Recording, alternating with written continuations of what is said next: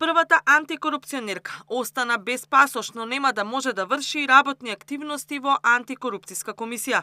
Кривичниот суд изрече мерки за предпазливост на Татјана Димитровска, откако таа стана ново осомничена во случајот адитив, предмет поврзан со тендери за набавка на адитиви на ТЕЦ Неготино и ЕСМ по нереални цени.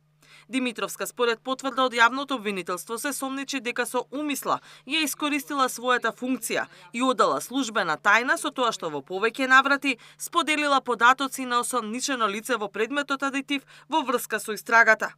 Како службено лице, председател на ДКСК, од месец мај до месец декември 2024 година, на неповикано лице обвинето во предметот адитив на друг начин, му сторила достапни податоци кои согласно членот 25 и членот 50 од Законот за спречување на корупцијата и судирот на интереси, како и членот 289 од ЗКП, представуваат службена тајна.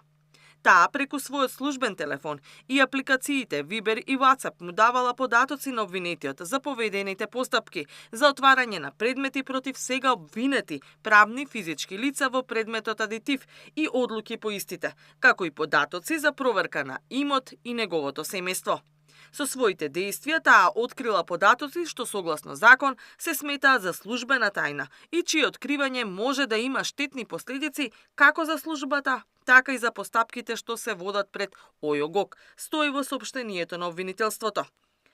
Неофицијално, Димитровска споделувала службени информации за истрагата со поранешниот директор на ТЕЦ Неготино, Небојше Стојановиќ, со кого имала контакт уште од претходните нејзини работни позиции, кога правела ревизија за работата токму во ова предпријатие.